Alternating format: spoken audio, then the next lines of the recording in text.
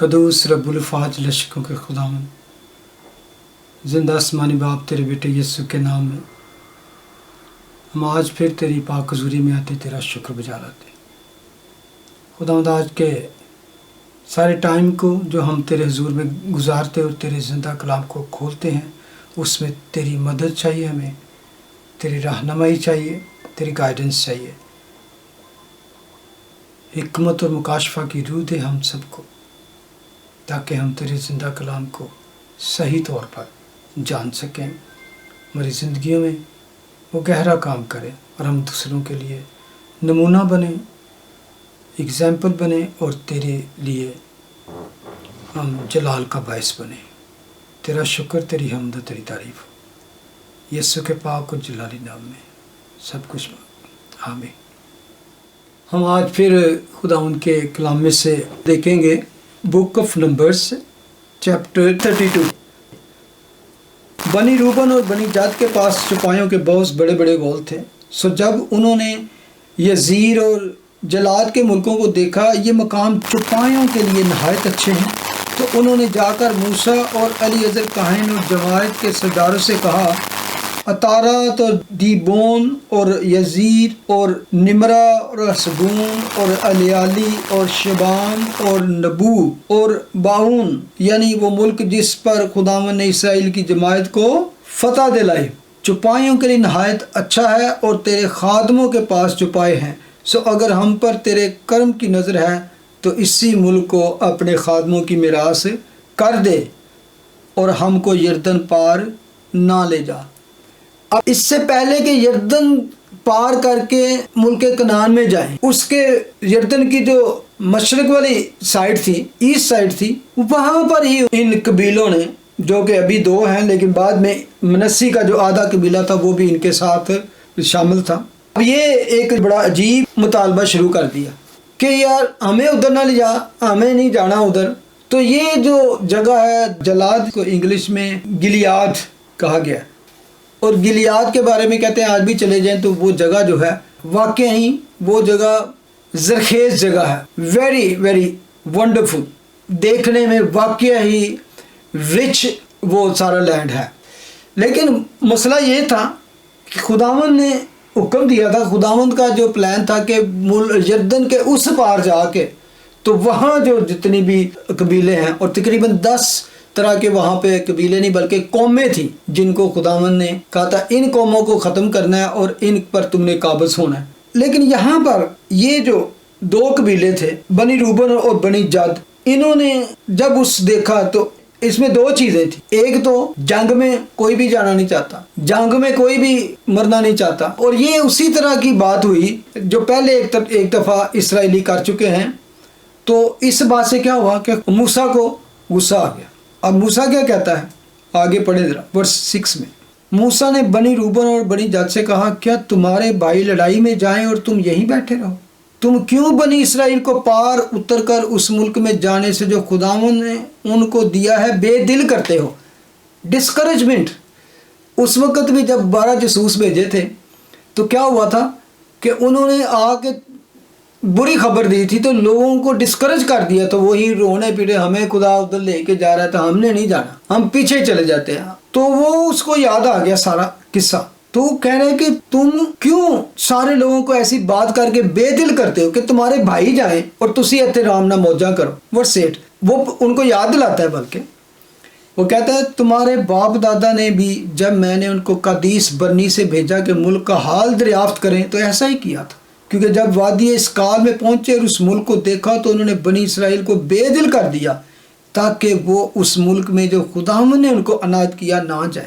اور اسی دن خداوند کا غضب بھڑکا اور اس نے قسم کھا کر کہا کہ ان لوگوں میں سے جو مصر سے نکل کر آئے ہیں 20 برس اور اس سے اوپر کی عمر کا کوئی شخص اس ملک کو نہیں دیکھنے پائے گا، جس کے دینے کی قسم میں نے ابراہیم اور اسحاق اور یعقوب سے کھائی، کیونکہ انہوں نے میری پوری پیروی نہیں کی، مگر یفنا کنزی کا بیٹا کالب اور نون کا بیٹا یشوا اسے دیکھیں گے، کیونکہ انہوں نے خداوند کی پوری پیروی کی۔ سو خداوند کا قہر اسرائیل پر بھڑکا اور اس نے ان کو بیابان میں 40 برس تک گوارا پھرایا، جب تک کہ اس پشت کے سب لوگ جنہوں نے خداوند کے روبرو گناہ کیا تھا نابود نہ ہو گئے۔ اور دیکھو تم جو گناہ گاروں کی نسل ہو اب اپنے باپ دادا کی جگہ اٹھے ہو تاکہ خداوند کے قہر شدید کو اسرائیلیوں پر زیادہ کراؤ، کیونکہ اگر تم اس کی پیروی سے پھر جاؤ تو وہ ان کو پھر بیابان میں چھوڑ دے گا اور تم ان سب لوگوں کی کو ہلاک کراؤ۔ اب موسیٰ کو جو پرابلم تھی وہ صرف یہ نہیں تھی کہ تم لوگ ادھر رہ گئے ہو یا تم آگے نہیں جانا چاہتا، وہ موسیٰ کو پرابلم تھی کہ یہ اسی طرح کا واقعہ ہوگا جس طرح پہلے بھی ہوا، تو تم دوسرے لوگوں کو بھی کے لیے مصیبت کا باعث بنو گے، ہم پر بھی وبال آؤ گے۔ اور جس طرح بندہ کہتا ہے اگے 40 سال اتنے ہی اسی پچھلی نسل ختم ہو گئی ہے تو میں تو 40 سال اور نہیں ویٹ کر سکتا، غلط گل ہے۔ یہ وہ اصل میں کہنے کی کہ تم ہم سب لوگوں کو بھی ہلاک کرواؤ گے، اور بات بالکل ٹھیک تھی۔ اور بڑی اس نے خوبصورت یہاں بات کی ہے ورس 14 میں، تم جو گناہ گاروں کی نسل ہو، یعنی انہاں دی نسل ہی ہو تسی، اس لیے تسی یہ پہ کرتے ہو۔ خدا تانوں پھر بھی سب کچھ بلا کے پرومس لینڈ چلے جانا چاہتا ہے، لیکن تسی نہ صرف آپ پہ مرو گے نہ سانوں ہی مرواؤ گے۔ اب ورس 16 کے درمیان تھوڑا سا گیپ ہے، انہوں نے سوچا ہوگا یار گل کی کہی، آپس میں جا کر کوئی مشورہ کیا، تو پھر لکھا ہے تب وہ اس کے نزدیک آ کر کہنے لگے، دین سیکنڈ ٹائم وہ پھر آئے کہ ہم اپنے چپائیوں کے لیے یہاں بھیڑ سالے اور اپنے بال بچوں کے لیے شہر بنائیں گے، پر ہم خود ہتھیار باندھے ہوئے تیار رہیں گے کہ بنی اسرائیل کے آگے آگے چلیں، اور جب تک کہ ان کو ان کی جگہ تک نہ پہنچا دیں، اور ہمارے بال بچے اس ملک کے باشندوں کے سبب سے فصیل دار شہروں میں رہیں گے، اور ہم اپنے گھروں کو پھر واپس نہیں آئیں گے جب تک بنی اسرائیل کا ایک ایک آدمی اپنی میراث کا مالک نہ ہو جائے، اور ہم ان میں شامل ہو کر یردن کے اس پار یا اس سے آگے میراث نہ لیں گے، کیونکہ ہماری میراث یردن کے اس پار مشرق کی طرف ہم کو مل گئی۔ اب انہوں نے جا کے سوچا، تھوڑی سی عقل آئی ہوگی ان کو کہ یار واقعی اس میں تو ہم پھنس جائیں گے یا اس میں ہم بھی مر جائیں گے اگر یہ خداوند کو بات پسند نہ آئی، ہم نے یہ اپنے بھائیوں کو اکیلا چھوڑ دیا۔ تو انہوں نے پھر یہی سوچا، اپنی انہوں نے ایک طرح ڈیزائر یا ضد بھی اتھے رکھی، لیکن انہوں نے ایک اور آپشن دے دیا کہ ٹھیک ہے ہم پرومس کرتے ہیں، عہد انہوں نے موسیٰ نہ کیتا بلکہ موسیٰ نہ نہیں خدا نال بھی تو ساری قوم نال کہ اسی انہوں نے اپنے، کیونکہ وہ جڑے جو اس طرف بھی ان کے شہر تھے وہ بھی انہوں نے فتح کر لیے، تو ان پر بھی ان کا ہی قبضہ تھا۔ تو انہوں نے کہا ٹھیک ہے ہم ادھر اپنے شہر وغیرہ کو سیٹنگ کر لیتے ہیں تاکہ ہم اپنے بچوں کو ادھر چھوڑ کے جائیں گے، تو پھر ہم سب جو جتنے اسپیشلی جن کے لیے حکم تھا کہ وہ جنگ میں جائیں 20 برس سے اوپر والے، اور ہو سکتا ہے باقی بوڑھے جو ہوں جو نہ جنگ کے قابل ہوں ان کو چھوڑیں گے، یا باقی 20 برس سے چھوٹے ہوں گے تو ان کو چھوڑیں گے، اور ہم سب جائیں گے اور تب تک واپس نہیں آئیں گے جب تک ایک ایک بندے نو وہ میراث دا حصہ نہ مل جائے۔ اور دیٹ واز ویری گڈ، مطلب کہ انہوں نے اپنے آپ کو رکھا کہ ہم، لیکن ہم وہاں تم لوگوں کے لیے جائیں گے، ہم وہاں سے کچھ نہیں لیں گے کیونکہ ہمیں یردن کے اس پار وہ یہ جگہ مل گئی، ہمارے لیے یہی کافی ہے۔ اچھا ورس 20، موسیٰ نے ان سے کہا اگر تم یہ کام کرو اور خداوند کے حضور مسلح ہو کر لڑنے جاؤ اور تمہارے ہتھیار بند جوان خداوند کے حضور یردن پار جائیں جب تک کہ خداوند اپنے دشمنوں کو اپنے سامنے سے دفع نہ کر دے اور وہ ملک خداوند کے حضور قبضہ میں نہ آ جائے، تو اس کے بعد تم واپس آؤ، پھر تم خداوند کے حضور اور اسرائیل کے آگے بے گناہ ٹھہرو گے، اور یہ ملک خداوند کے حضور تمہاری ملکیت ہو جائے گا۔ ورس 23 از امپورٹنٹ، لیکن اگر تم ایسا نہ کرو تو تم خداوند کے گناہ گار ٹھہرو گے، اور یہ جان لو کہ تمہارا گناہ تم کو پکڑے گا۔ یہ بڑا زبردست فریز پہلے بھی ایک دو جگہ پہ ہم نے پڑھا ہے، your sun will cut you out, تمہارا گناہ ہی تم کو پکڑے گا کہ اے جڑا تسی اپنے وعدے تو پھر جاؤ گے تو اے گناہ گنا جائے گا، تو اے گناہ ہی تانوں جو ہے ایسا پکڑے گا کہ تانوں سمجھ آ جائے گی۔ تو یہ آیت بڑی امپورٹنٹ ہے، ہمیشہ یاد رکھیں کہ کئی دفعہ ہم گناہ کر لیتے ہیں تو کچھ نہیں ہوتا، یا خدا سے توبہ کر لیتے ہیں کہ دوبارہ میں نہیں کراں گا، جب میں تیرے نال وعدہ کرنا خداون اے والی غلطی میں پھر نہیں کراں گا، تو تھوڑا آگے چلے جاتے ہیں، آہستہ آہستہ ہم اس گناہ کی اس شدت کو اور اس خوف کو جو پہلے اس وقت تھا بھول جاتے ہیں، تو ہم پھر اسی طرح کچھ کرتے ہیں۔ تو یہ خدا کہتا ہے کہ then I will not do anything, your sun will follow you, وہی تینوں پڑھ کے تے ایسا پسائے گا کہ یو ول بی سنر، خدا کے آگے گناہ گار ٹھہرو گے۔ سو تم اپنے بال بچوں کے لیے شہر اور اپنی بھیڑ بکریوں کے لیے بھیڑ سالے بناؤ، جو تمہارے منہ سے نکلا ہے وہی کرو، یعنی کہ جو نکلا ہے پورا کرنا، نہیں تمہارا گناہ تمہیں پکڑے گا۔ ہمیشہ ہمیں یہ یاد رکھنا چاہیے کہ ہم جو وعدہ کریں، جو غلطی کی معافی مانگیں، اس کو دوبارہ نہ دہرائیں۔ ورس 25، تب بنی جاد اور بنی روبن نے موسیٰ سے کہا کہ تیرے خادم جیسا ہمارے مالک کا حکم ہے ویسا ہی کریں گے، ہمارے بال بچے، ہماری بیویاں، ہماری بھیڑ بکریاں، ہمارے سب چوپائے جلاد کے شہروں میں رہیں گے، پر ہم جو تیرے خادم ہیں سو ہمارا ایک ایک مسلح جوان خداوند کے حضور لڑنے کو پار جائے گا، جیسا ہمارا مالک کہتا ہے۔ تب موسیٰ نے ان کے بارے میں الیعزر کاہن اور نون کے بیٹے یشوا اور اسرائیلی قبائل کے آبائی خاندانوں کے سرداروں کو وصیت کی۔ یہ کیوں موسیٰ نے ان کو وصیت کی ان کے بارے میں؟ کیونکہ موسیٰ کو پتا تھا میں تو اس ملک میں نہیں جانے پاؤں گا، تو ان کو پھر میں تاکید کر جاؤں، بتا جاؤں کہ کیا ہماری بات چیت ہوئی ہے، کیا وعدہ انہوں نے کیا ہے، تاکہ جب میں نہ ہوں تو پھر تم اس چیز کے گواہ ٹھہرو گے۔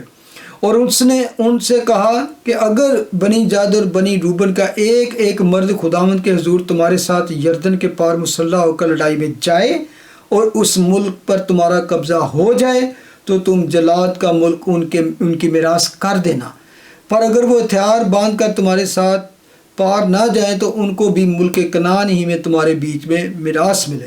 اور تب بنی جاد اور بنی روبن نے جواب دیا کہ جیسا خداوند نے تیرے خادموں کو حکم دیا ہم ویسا ہی کریں گے، ہم ہتھیار باندھ کر خداوند کے حضور اس پاک ملک کنعان کو جائیں گے، پر یردن کے اس پار ہی ہماری میراث رہے گی۔ تب موسیٰ نے اموریوں کے بادشاہ سیہون کی مملکت اور بسن کے بادشاہ اوج کی مملکت کو، یعنی ان کے ملکوں کو اور شہروں کو جو ان کے اطراف میں تھے، اور اس ساری نواحی کے شہروں کو بنی جد، بنی روبن اور منسی بن یوسف کے آدھے قبیلے کو دے دیا۔ 2.5 قبیلے جو تھے یہ ان کو اس سائڈ پہ یردن کی مشرقی سائڈ پر جگہ مل گئی۔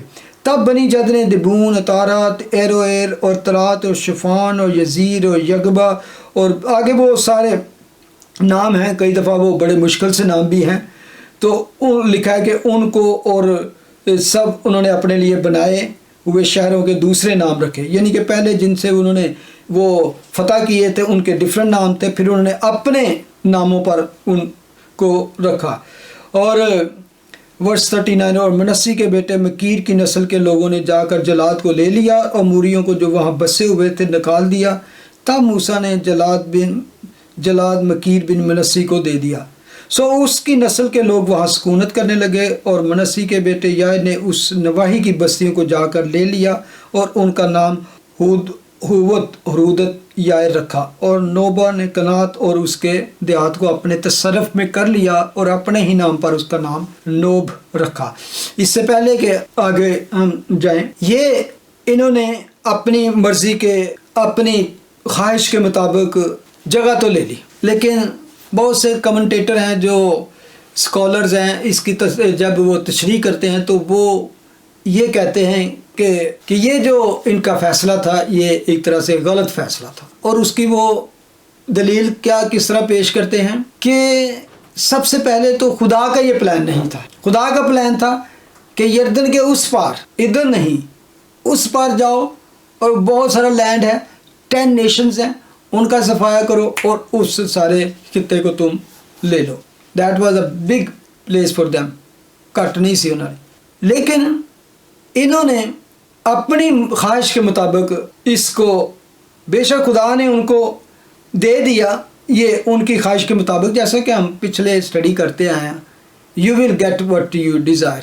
پھر کئی دفعہ تو یہ ضد کر دو کسی گل، خدا کہتا اچھا تو انج ہی خوش ہے، تو اس طرح سے ہی کیونکہ ہم کئی دفعہ سمجھ گئے خدا کا حکم جو ہے جو وہ ہے یا دیکھیے ادھر کی ہے ادھر بھی آہی کچھ ہونا ہے سانو یہ، تو ہم کمفرٹ زون میں پڑ جاتے ہیں. یہ کمفرٹ زون تھا. اور دوسری کیا بات تھی، ایک چیز بڑی ہی امپورٹنٹ ہے، اگر آپ اس کو دوبارہ اس بات کو پڑھیں نا جس میں وہ انہوں نے سٹارٹ میں بات کی ہے، وہ بڑی ہی امپورٹنٹ بات ہے. لکھا ہے کہ پہلی ورس میں 32 کی پہلی ورس میں لکھا ہے، بنی روبن بنی جد کے پاس چوپایوں کے بہت بڑے بولے، سو جب انہوں نے یزیر اور جلاد کے ملکوں کو دیکھا کہ یہ مکان چوپایوں کے نہایت اچھے ہیں. آپ کو یاد ہوگا ابراہیم اور لوط کی سٹوری، وہاں پر بھی لکھا ہے پیدائش چیپٹر 13 میں جا کے ہم پڑھیں کہ جب لوط نے اس طرف دیکھا تو لکھا ہے کہ وہ اس وقت وہ اس طرح تھا خدا کے باغ کی طرح، خدا کے باغ عدن کی طرح وہ اتنا، تو اس نے جو دیکھا کہ یہ تو بڑا ریچ لینڈ ہے. یہاں پہ جو گناہ تھا نا، گناہ وہ تھا لکری، آنکھوں کی خواہش. اس نے دیکھا تو لکھا ہے کہ اس طرف وہ چلے گئے، اس شہر میں چلا تو گیا. تو آپ کو یاد ہے پھر اس کا کیا ہوا، ریچنس تو بہت تھی، لینڈ تو لش لش کرتا تھا، زرخیز تھا، لیکن بعد میں جب وہ وہاں سے نکلا تو وہ کیا تھا، ایک طرح سے اکیلا ہی بچا تھا، سب کچھ برباد کر دیا. اور ہم دیکھتے ہیں کہ گناہ ہمیشہ کہ آنکھوں کی خواہش، بدن کی خواہش، زندگی کی شہی، یہ تین ہی ڈیزائر جو ہیں اس کو انسان کو لے ڈوبتی ہیں. اور یہ ڈیزائر صرف ان کی یہاں سے شروع نہیں ہوئی، یہ ڈیزائر باغ عدن سے شروع ہوئی تھی. ہوا نے جب دیکھا کہ یہ پھل آنکھوں کے کھانے کے لیے خوشنما ہے، ڈیزائریبل ہے، دیکھنے میں خوشنما اور کھانے میں اچھا ہے، دیکھنے میں خوشنما اور کھانے میں بہت سی چیزیں ہمیں اٹریکٹ کرتی ہیں، بہت سی چیزیں ہمیں دیکھنے میں اچھی لگتی ہیں، لیکن وہ جس طرح اسی وہ گل نہیں کرتے پنجابی، ہر چمکتی چیز سونا نہیں ہوتی.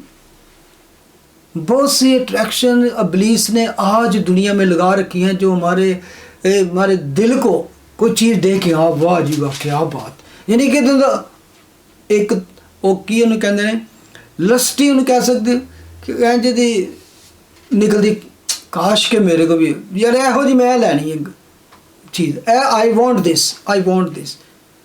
جب کہ خدا کہتا ہے کہ تسی جو وانٹ کرو تو کہو lord is my Shepard I shall not want. تو انہوں نے یہ غلطی کی اور اس کے بعد کیا ہوا، سب سے بڑی جو غلطی کی تھی، دے لوز ڈیفینس. جو دریا کا جو یردن کے کنارے دریا تھا نا، اس طرف جو 9.5 قبیلے چلے گئے، دشمن آتے تھے نا ادھر سے، تو سب تو پہلے ان کے لیے ڈیفینس کیا تھا، وہ دریا تھا.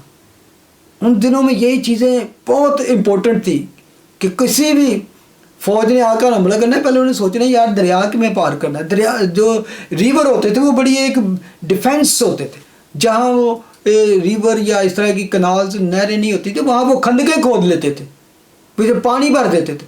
ان کے پاس یہ ڈیفینس نہیں تھی، تو یہ وہ کھو بیٹھے. پھر کیا ہو گیا، اپنے لوگوں سے وہ کمیونیکیشن، وہ رابطہ جو ان قبیلوں میں آپس میں تھا وہ کھو بیٹھے، یعنی کہ دور ہو گئے. اور بڑی ساری باتیں. تو اگر آپ ڈاؤن دا روڈ جا کے پڑھیں آگے ہسٹری میں کیا ہوا، جب وہ بیبیلونین اور اسیرین دشمن حملہ کرے گا تو سب سے پہلے کیا ہوگا، they were the first to go into capture.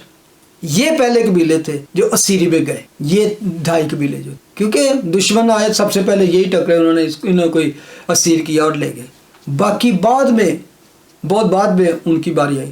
تو یہ تھے وہ قبیلے جو اسیری میں. اور دوسری کیا بات تھی، ہم نے دیکھا نا کہ وہ کہتے ہیں جی ہمارے چھپائے ہیں، ہمارے مال ڈنگر ہیں، تھے بڑا چارہ ہے، بڑا یہ، لیکن وہ کسی نے کیا ایز اے ٹائٹل دیتا، میں اسٹڈی کر رہا ہوں، کہتا سی کیٹل ٹرن انٹو سوائن.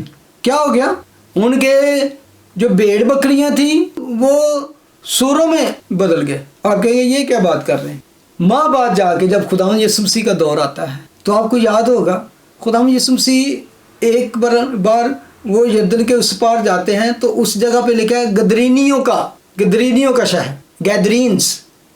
تو وہ یہ گلیاد کی جگہ تھی جہاں پر وہ گئے. تو سب سے پہلے ان کو کیا ہوا جو وہاں پہ ٹکراؤ ہوا, وہ جو شخص جو قبروں میں رہا کرتے تھے, بدرو گرفتار, یاد ہے آپ کو, تو وہ ٹکرا. یعنی کہ اس ایریا کی حالت یہ ہو چکی تھی. تو اس میں کیا تھا, اس میں بدروؤں کا لشکر تھا, وہ جب اس کو خدا نے جھٹکا تو وہ کہاں گئے, وہاں جو 2000 سوروں کا غول چل رہا تھا.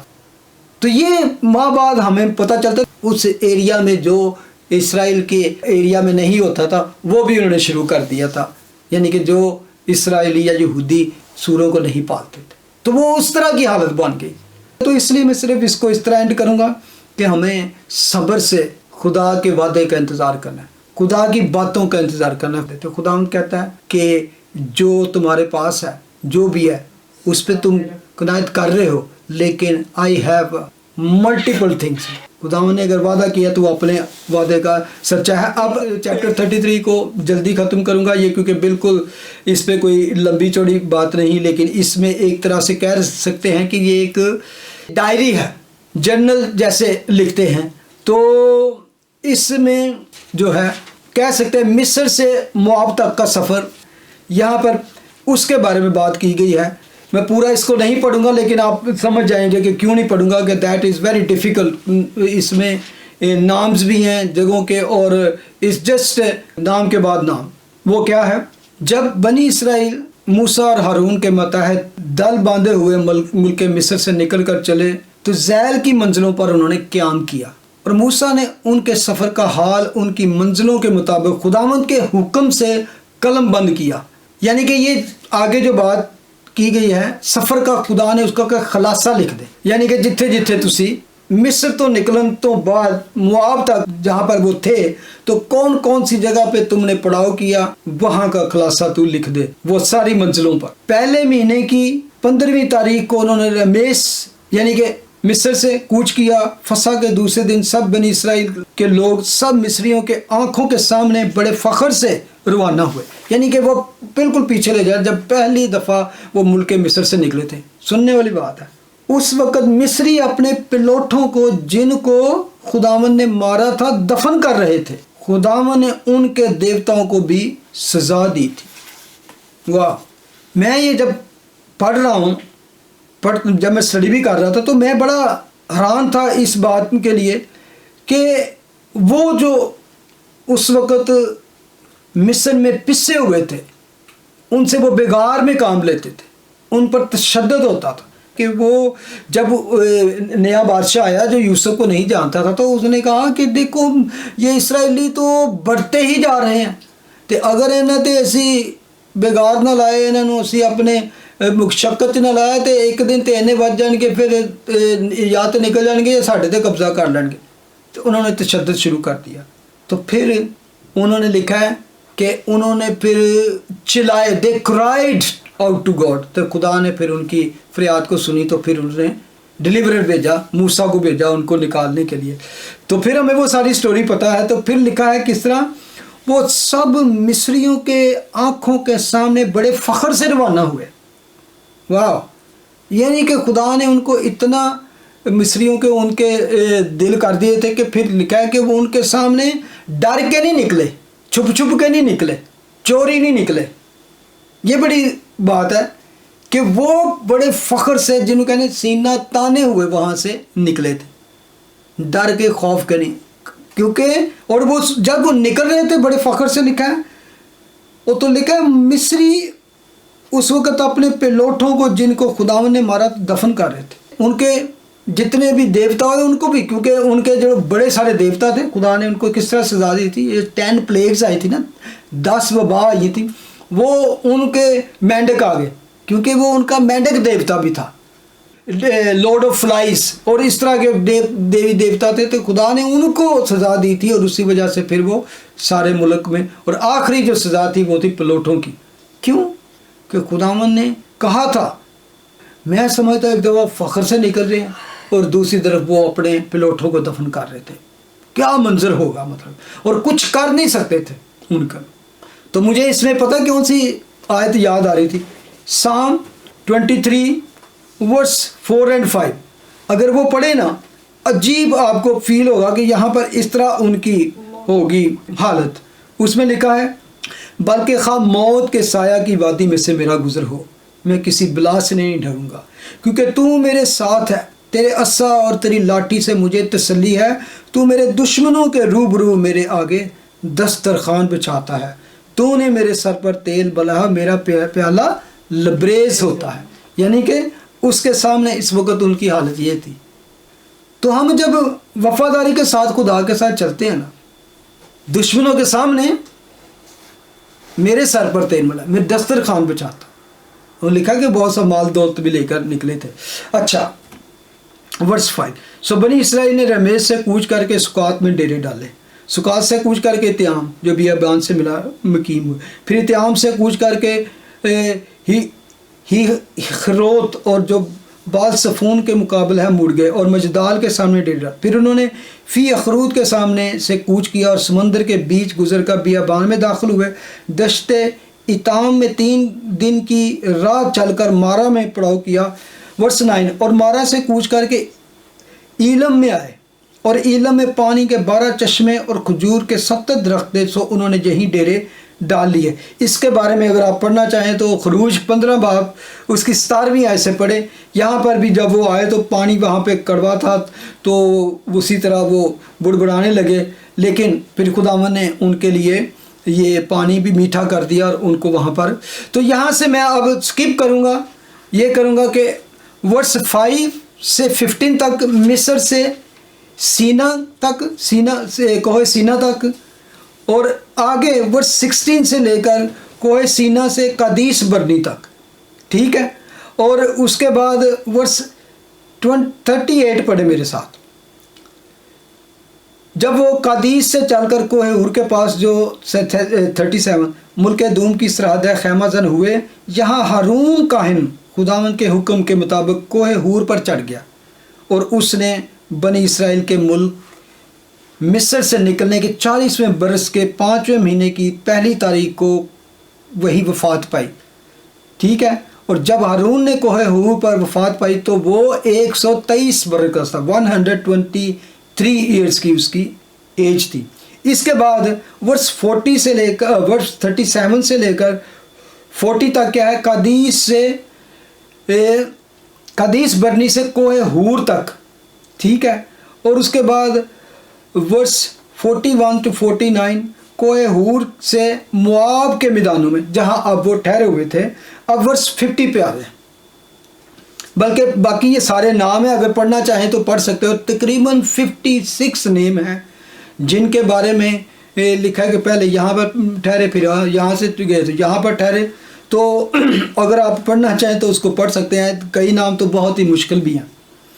ورس 50 میں لکھا ہے اور خداوند نے مواب کے میدانوں میں جو یریو کے مقابل یردن کے کنارے واقع ہیں موسیٰ سے کہا کہ بنی اسرائیل سے یہ کہہ دے کہ جب تم یردن کو عبور کر کے ملک کنعان میں داخل ہو. یہ پھر ہم اسی بات پہ چلے جائیں گے ملک میدان کا جو ابھی ہم نے قصہ پڑھا ہے مدیانیوں کا. اور تم اس ملک کے سب باشندوں کو وہاں سے نکال دینا اور ان کے شبیہ دار پتھروں کو, ان کے ڈھالے ہوئے بتوں کو توڑ ڈالنا اور ان کے سب اونچے مقاموں کو مسمار کر دینا, اور تم اس ملک پر قبضہ کر کے اس میں بسنا, کیونکہ میں نے وہ ملک کو تم کو دیا ہے کہ تم اس کے مالک بنو. اور تم کرہ ڈال کر اس ملک میں اپنے گھرانوں میں میراث کے طور پر بانٹ لینا. جس خاندان میں زیادہ آدمی ہوں اس کو زیادہ اور جس میں تھوڑے ہوں اس کو تھوڑی میراث دینا. اور جس آدمی کا کرہ جس جگہ کے لیے نکلے وہی اس کو حصہ میں ملے. تم اپنے آبائی قبائل کے مطابق اپنی اپنی میراث لینا. لیکن اگر تم اس ملک کے باشندوں کو اپنے آگے سے دور نہ کرو, دوبارہ خداوند کہا ہے, تو جن کو تم باقی رہنے دو گے وہ تمہاری آنکھوں میں خار اور تمہارے پہلوؤں میں کانٹے ہوں گے, اور اس ملک میں جہاں تم بسو گے تم کو دیکھ کریں گے. اور آخر کو یوں ہوگا جیسا میں نے ان کے ساتھ کرنے کا ارادہ کیا ویسا ہی تم سے کروں گا. اینڈ ہوتا ہے یہاں پہ. لیکن یہ کئی دفعہ بڑا ہمیں لگتا ہے کہ یار یہ خدا کیا کہہ رہے کہ ان کو جا کے ختم کر دینا. خدا نے ان کو کہا تھا کہ اگر جس طرح پیچھے نے کہا کہ تم ان کو مار دینا, کیونکہ थोड़े से भी रहने दोगे वो फिर बढ़ेंगे, फिर तुम्हारे लिए क्या मुश्किल का बायस बनेंगे। और एग्जैक्टली ऐसा ही हुआ, और अभी तक उसकी रिजल्ट हम देख रहे हैं। जो कुछ खुदावंद ने उनको दिया था, बेशक अगले जाके चैप्टर में हम पढ़ेंगे, एक तरह से अगला जो चैप्टर है 34 आप 34 से एंड तक आपने पढ़ना है। 34 जो चैप्टर है इवन वो है खुदा ने उनको क्या दिया, boundaries of land of Israel, उसकी डीड कह लें, उसकी वसीयत है, उसकी रजिस्ट्री है। आज दुनिया में बहुत सारे होला ना, बहुत झगड़े हैं सोशल मीडिया पे भी, पॉलिटिक्स में भी, कि ये इनकी जगह, ये जगह है, ये उसके बारे में हम नेक्स्ट वीक बात करेंगे। लेकिन यहाँ पर खुदा ने उनको ख़ास हुक्म दिया था कि उनके बशिंदों को निकाल देना, और उनकी जो इबादत गाहें हैं जिनमें शबीदार पत्थरों को और उनके ढाले हुए बुतों को तोड़ डालना, और ऊंचे मकामों को ऊंचे मकामों पे ही जाके वो अपने मसबे बनाते थे और वहाँ पर ही वो बुत बनाते थे। तो खुदा ने कहा था कि इनको ख़त्म कर देना और उन बशिंदों को भी, तो उन्होंने उसको नहीं किया। तो उसका रिज़ल्ट हम देखेंगे कि फिर उनके लिए आगे जाके क्या बना। तो खुदावंद का शुक्र अदा करते हैं कि खुदावंद ने मौका दिया कि हम यहाँ तक पहुँच सके। तो बाकी बीच में जो है सिर्फ वो लैंड के बारे में बात है कि उसकी हदूद की क्या बाउंड्रीज़ होगी, कहाँ तक होगी, और उसको बाकायदा मैं कोशिश करूँगा कि आपको मैप्स के साथ दिखा सकूँ, पिक्चर के साथ। लेकिन एक और बात करूँगा कि अगर आपको वो चीज़ें जो मैं बात करता हूँ, जैसे कि अभी मैंने कुछ इस्लाम के बारे में बात की, तो मैं जब वो एडिट करता हूँ तो मैं कोशिश करता हूँ कि मैं उससे भी हदीसों से या कुरान से कोई वर्सेस कोट करके वहाँ डाल सकूँ, ताकि हम उसको उनकी बुक से साबित कर सके, ना कि सिर्फ हमने जो कहा, क्योंकि हम नफ़रत करते हैं। No, we don't hate Muslim, we love मुस्लिम, क्योंकि खुदावंद उनसे प्यार करता है। तो लेकिन उस आइडियालॉजी को, उसके पीछे जो टीचिंग या मोटिव हम वही जो हमारे बाइबल मुकद्दस को डिनाई करते हैं, जिस पर अटैक करते हैं, उस हवाले से हमने ये बात की है। तो इसलिए हम उनको मुदल्लल तौर पर और दलील देकर और जो कहते हैं कि वो बिब्लिकल तौर पर हम उनको आंसर देते हैं। तो thank you so much for your time. तो आए हम दुआ करें। खुदावंद तेरा शुक्र, तेरी हम्द, तेरी तारीफ़ आज के इस शाम के लिए, आज के इस कलाम पैगाम के लिए। बहुत कुछ खुदावंद हम सीख सकते हैं अगर हम इसको अपने तौर पर भी खुद अपनी पर्सनल जो हमारा डिवोशनल टाइम है तेरे साथ, उसमें और ज़्यादा स्टडी करें, इसको गौर से पढ़ें, तो हम पर खुदावंद तेरे और मुकाशफात खुल सकते हैं, क्योंकि तू अपने लोगों को अपनी ज़िंदा बातें, अपनी सच्चाई और अपनी हकीकत से वाकिफ़ करना चाहता है। बख्श दे कि जो कुछ हमने सीखा है, थोड़ा भी है, तो हम उसको अब जानें और उस पर गौर करें और अपनी ज़िंदगियों में उनको अप्लाई करें, ताकि हम दूसरों के लिए नमूना बन सकें और हम वो गलतियाँ ना करें जो इस कौम में की। और जब तक वो वफ़ादार रहते, तू भी खुदावंद उनके साथ वफ़ादार रहकर उनकी सोचों से बढ़कर, बल्कि तू उनको माफ़ करता और फिर आगे ले चलता। खुदावंद तेरा शुक्र, तेरी हम्द, तेरी तारीफ़ हो। इसी तरह हमें अपने साथ चलने का फजल अता कर। इन जीसस नेम वी प्रे, आमीन।